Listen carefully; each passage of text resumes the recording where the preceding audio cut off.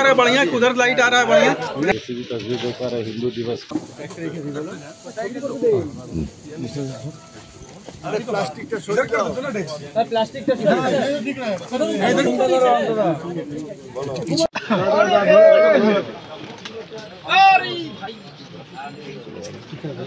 भैया थोड़ा पीछे आइए ना, तो पीछे आइए।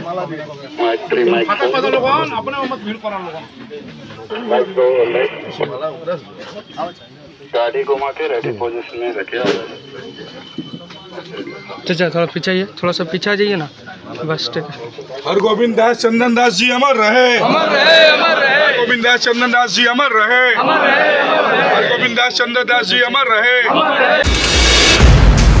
তাদেরকে পালাতে বাধ্য করছে, সেখানে কি কোনো পারমিশন নিয়ে করছে? আজকে ধুলিয়ানে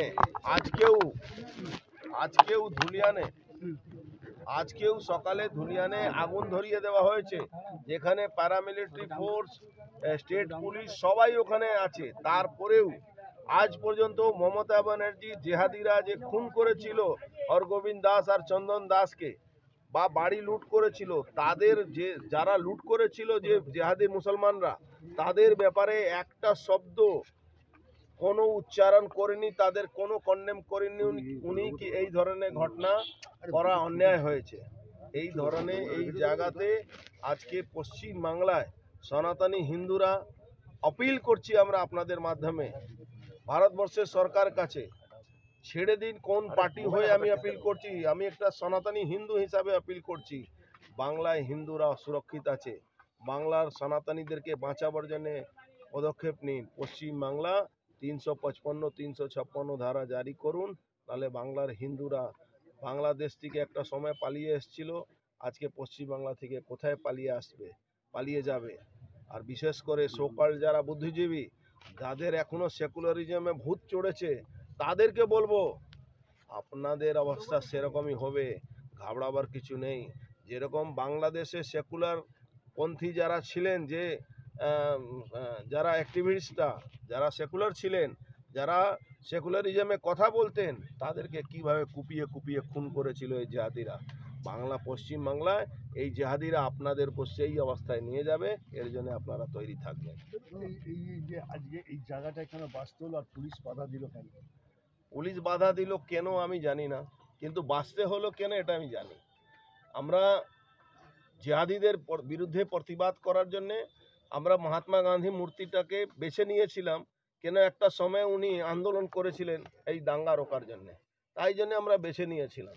যখন দেখলাম আমরা কি গান্ধীজিকেও মমতা ব্যানার্জি পলিটিক্যালাইজ করে দিয়েছে, গান্ধীজিকেও মমতা ব্যানার্জি পুলিশ তার সাক্ষী হতে দিচ্ছে না, এই যারা নির্দোষ লোককে খুন করেছিল তার আত্মার শান্তির জন্য আমরা যদি কোথাও তাদেরকে মালা অর্পণ করতে, তাদের শহীদ স্মরণে আমরা কিছু করতে চাই, তখন তারা বাধা দিচ্ছে। তার জন্যে আমরা ঠিক কবরস্থানের সামনে আমাদের কর্মী অজয় সাহেবের বাড়িতে আমরা এই বাধ্য হলাম এখানে এই প্রোগ্রামটা করতে, কোনো উপায় ছিল না আমাদের কাছে। যারা মারা গেছে তারা কংগ্রেস বিজেপি এখন নেই বাংলায়, এখন বাংলায় সনাতনী হিন্দু ভার্সেস জেহাদি মুসলমান, এখন কোনো পার্টি রাজনীতি আর নেই এখানে। একদিকে সনাতনী হিন্দু, আজকে যারা সিপিএমকে ভোট দেন তাদেরকেও বলবো, সিপিএমের ভোট যারা দিয়েছিল এই গোবিন্দ দাস আর চন্দন দাস,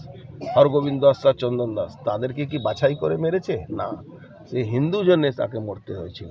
তাই আমরা বলবো এখন হিন্দু ভাই ভাই, পশ্চিমবাংলায় 2026-এ বিজেপি চাই, নাহলে সনাতনী হিন্দুরা বাঁচতে পারবে। মুর্শিদাবাদে অলৌকিকভাবে যেটা জানা যাচ্ছে যে মৃতের সংখ্যা 2 নয় আরো। দেখুন, মৃতের সংখ্যাটাকে লুকানো হচ্ছে।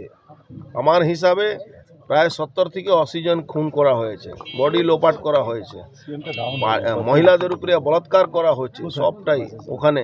আপনি মনে করুন তো, ভারতবর্ষে কোথাও কোনো গণ্ডগোল হলে, ইন্টারনেট বন্ধ হলে সব থেকে বেশি চেঁচান মমতা ব্যানার্জি আর অভিষেক ব্যানার্জি, কি আমাদের সাংবিধানিক অধিকার, গণতান্ত্রিক অধিকার কেড়ে নিচ্ছে মোদী সরকার। আজকে তো একবারও বলছেন না কি ধুলিয়ানের মুর্শিদাবাদে কেন ইন্টারনেট বন্ধ করে রেখেছেন? আজকে তো একবারও বলছেন না।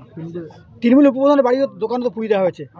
দেখুন সনাতনী আমি কি বলছি, সনাতনী হিন্দু যেই পার্টিতে হোক, তৃণমূলে হোক, বিজেপি হোক, সিপিএম হোক, কংগ্রেস হোক, যেই হোক, সবাইকে কিন্তু বুঝতে হবে বাংলায় শুধু নয়, ভারতবর্ষে হিন্দু আর মুসলমান এই লড়াইটাই থাকবে, আর কোনো দল থাকবে না।